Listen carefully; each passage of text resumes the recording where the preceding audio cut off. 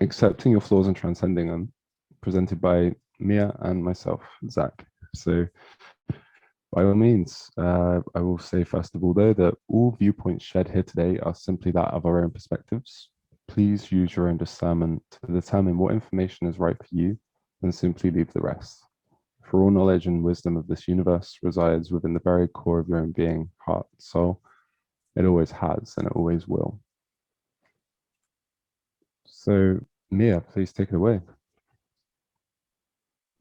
Thank you, and thank you everyone for being here.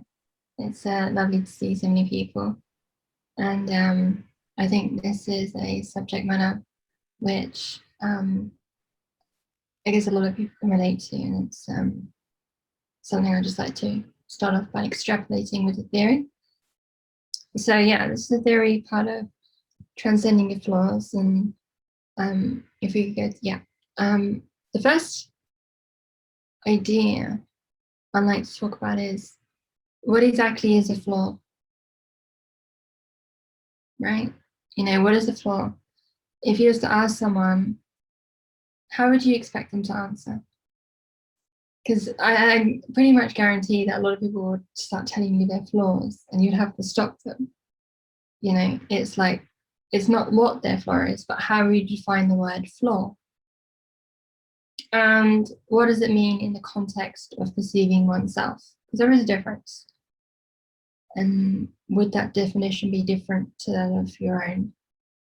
So if we look at flaw as per the dictionary, can't remember which one this is, so I can't source it, but flaw is a mark, or blemish, or other imperfection which mars a substance or object. So that's a flaw, apparently. A character flaw is a little bit different. A flaw in someone's character is an undesirable quality that they have. So now that we frame that, what exactly is defined as undesirable or an imperfection? I mean, is there a list that we can reference? How did this flaw, inverted commas, make itself known to be as such to you? Did you wake up one night or in the morning and just be like, I don't like X, Y, and Z about myself? You know, where did that come from? And how did it get into your psyche or subconscious that that is something which is undesirable or an imperfection, whatever that even means? Or perhaps it was related to an experience, a memory, or a moment in time.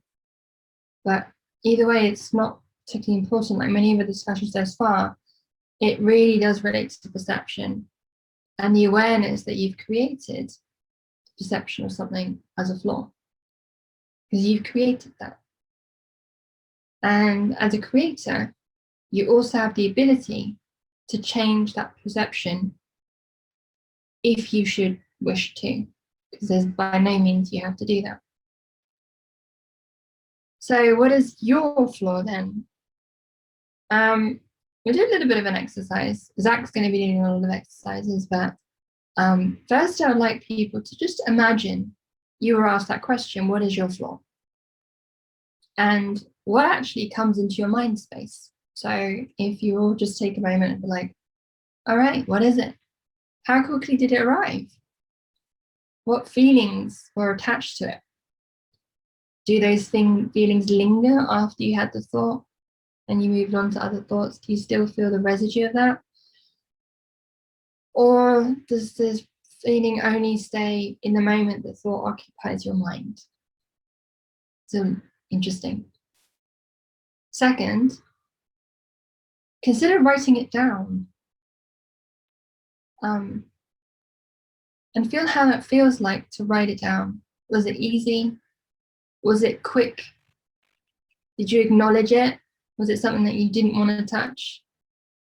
What was the process, the feelings and emotions? And was it any different from the first stage, which is just simply the thought? Now, the last one is saying it out loud. Like, can you do it in the first instance? And if you do, how does it make you feel? Are there limits that you place on yourself?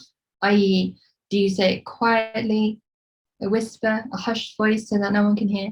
Do you muffle it? Do you wait to be alone? And can you say it in front of other people? And if these stages did feel different to each other in terms of how you felt, behaved, or reacted, consider why is that? Because it is a lot of questions, but it's food for thought in consideration to perception and awareness of the perception process. So tomato, tomato. Is your flaw visible? And or do you believe that other people can see it? Right? Is it that kind of flaw? Is that what you perceive it to be? Or is it internal? Does it only appear at certain times? Fundamentally, does your flaw dictate how you engage with your perception of reality? So not to scare anyone here, because I don't want people to be scared, because it can be quite daunting, but what if we went around the room and shared those flaws with each other? How does the thought of that make you feel? And what do you think will happen? Because a lot of the time, as I say, it's about perception and the creation one has within their own mind. And what if I said to you, would it surprise you if someone perceived your flaw as a strength or asset? For example, if Zach, just to use him as an example, said a flaw, and Chris in turn said, well, that's not a flaw, that's actually a strength. I admire that quality about you, etc., etc. Because fundamentally, we all have been conditioned. And as a result of that conditioning, we have imposed the belief that X, Y, Z, whether it's external or internal, is a flaw, or it simply must be because you've been led to believe so. So if that's the case, what if every interaction you had for the next year, whether you wanted it to be that way or not, every single person you met, every interaction, every look, every signal, every body language expression said otherwise, behaved otherwise? Would the flaw still be a flaw? If all you received was positive comments or reinforcement, would that then change that flaw to become a positive asset? Would you then walk around and say, I'm really proud of the fact that I'm X, Y, and Z? Because now it's acceptable. So it's just food for thought, framing it for Zach with his techniques. But as the Americans say, tomato, we say tomato. That was wonderful. Thank you. Don't know why this green circle is here, but quote of the week: only you can take your inner freedom away from yourself or give it to yourself. Nobody else can. From Michael A. Singer, The Untethered Soul, The Journey Beyond Yourself. So now into the next part of the presentation, how to transcend your flaws. Again, we've got the flaw noun there, which Mia had covered. So we'll start off with 3 parts: the emotional flaws, the mental flaws, and the physical flaws. And I personally, I don't like the word flaws because I prefer the idea of focusing on one's strengths. But here we are with this, and this is a good thing to roll with in its own sense. So for example, an emotional flaw, if I give an example as a negative pattern in a relationship. So you hold a strong emotional charge of fear around being rejected and abandoned, let's just say. You then project this fear onto your partner in the form of controlling behavior, which in turn destroys the harmony, trust, and autonomy within the relationship.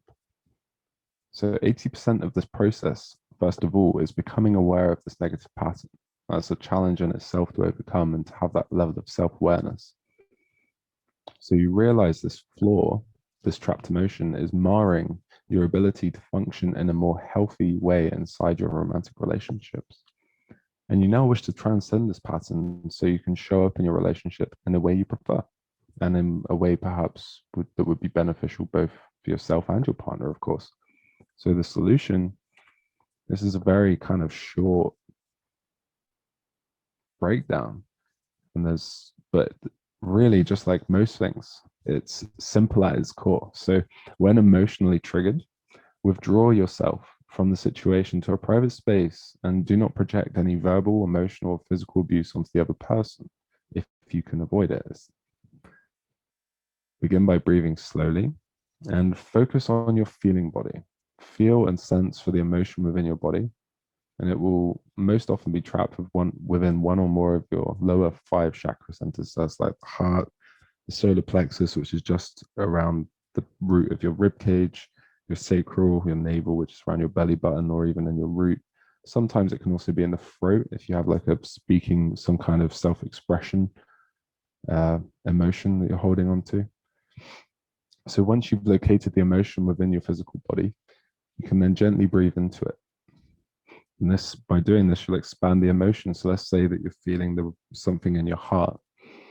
Breathe into that space and let it expand. Let the emotion expand and give it as much time as it needs to first expand and then contract down again. And when I say contract, I mean let the emotion settle to the point where it's exhausted. And now you can begin the correction from that kind of neutral space.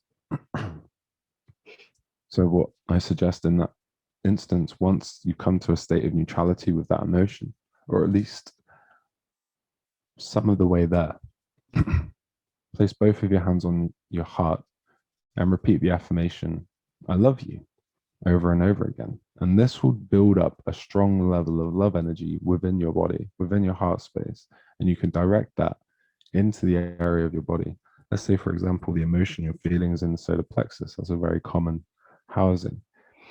And so you're gathering up this love energy, perhaps in your heart, but you can also focus that love energy to the solar plexus. And what this is going to do, it's like that painful emotion that you've been holding on to. The love energy is going to come and it's going to wrap and engulf that painful emotion, and it's just going to force it to transmute and change.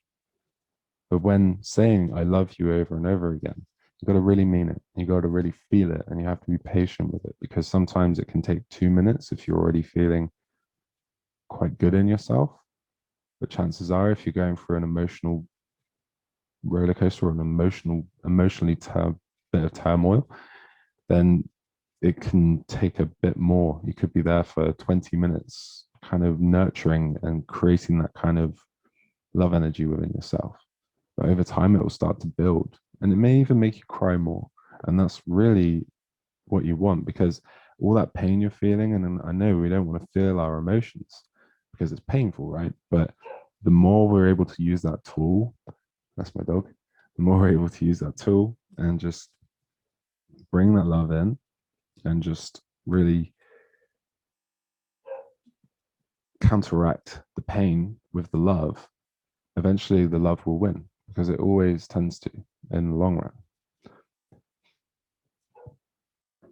And you can also then say, for example, you're feeling rejected, and that's the emotion that you're feeling. You can then switch it up and you can get creative. You don't have to use I love you. You can use something like I'm here for you, I support you, I hold you unconditionally. And all of that kind of self-nurturing, self-loving, self-reparenting, essentially, is the name of this game. And that's really the process. So first of all, become aware of the emotion, step away from any kind of situation into a private space, feel out the emotion, let it expand with the breath, let it come to a state of neutrality, bring as much love into it as you can, and you can walk away from that situation instead of being depressed then for like 3 weeks. If you do enough of that love energy cultivation, you can walk away from that situation feeling pretty good. Yeah, there might be some residual pain, but continue to bring love to it, and you'll be amazed at how effective this technique is. So that's how to transcend your emotional flaws in a very simple way. So mental flaws, as Mia had said, kind of using reprogramming the mind in a way and really assessing what are flaws to you. And again, it comes back to self-awareness is the first step, but our mental beliefs and thoughts that are unsupportive towards what we truly want to experience in our lives usually stem from 2 places. So we got the first one, this is a given, conditioned beliefs that our minds have absorbed since childhood from teachers, parents, friends, peers, you name it. And then the second part, and this is an interesting one that not many people realize, is that thoughts can also manifest from the trapped emotions that we carry, such as what I just spoke about. We're holding on to that trapped emotion. So, for example, at a young age, we were told we could not be an artist by our parent, and that we needed to be a banker or a doctor or an accountant or a lawyer or something like that because it pays well, right? That's the idea, or at least that's what our parents thought was best for us. And so at that tender age, receptive as we are, we see our parent as an authority over us. Of course we do, it's natural. We look up to them. And so we accept this idea of us not being an artist as truth for us. And as such, we condition ourselves to form this belief that we are not worthy to do what we feel is natural to us, such as art and creativity. Instead, we're going to go crunch numbers for the rest of our lives and be miserable, because for some people that's great, but of course for us as a budding young artist who wants to do that, it can be quite soul destroying. And then the emotion of rejection as well that we felt from our parent telling us, you can't do that, you can't be that artist, stayed with us because we held on to it from that early age. And then later in life, when we start to do any kind of new kind of creative thing, whether it's a job, a new direction, a creative project, the emotion of the rejection we're still holding on to can often manifest subconscious thoughts within our mind of, you can't do this because you're not worthy. Not specifically that sentence in that way, but thoughts can be very fluid, but that's essentially the point. So how do we transcend our mental flaws? As I was saying, again, just like with transcending our trapped emotions, awareness is 80% of the process. Having that level of self-awareness and just choosing to take a third person perspective and just observe what's going on in our minds, that's going to give us that awareness. And it is challenging, of course, because of the conditioning, and we become so habitual with the thoughts that we think. They become so ingrained in us that they become a part of our identity. And until we choose to substitute them with something more supportive, some thoughts that actually help us for once, rather than just choosing to live in a less empowered way. So really, it's all about positive reinforcement when it comes to thoughts. It's all about reprogramming the mind. And of course, many thought leaders and self personal development teachers will teach this. It really is that simple. It's reprogramming the mind. Although I say it's simple, it is fundamentally, but we do like to complicate it. So just like we're substituting or transmuting our negative emotions with love energy, we can override our negative thoughts and self-talk by positively reinforcing and substituting those thoughts with positive and supportive thoughts. So, for example, a small process, very simple, but something that is just fundamentally we can all do and work with in our own ways. Every time a thought pops into your mind, such as, I can't start being an artist because I'll never make money from it. Why not just then change it up? Say to yourself instead something like, I can create this art because I love to do it. I'm not doing it for the money. Or it's my life, not my parents' life. And they were only doing what they thought would be best for me from their perception. But I no longer have to block myself off from this passion, because I now realize that I am my own authority, and doing what I love will fill my heart with joy. And money will come as a byproduct of the love I have for my work, naturally. So that's the mental flaws. And physical flaws, due to the nature of physical flaws being so heavily medically related, this goes beyond the scope of this presentation and our own personal qualifications to give such medical advice.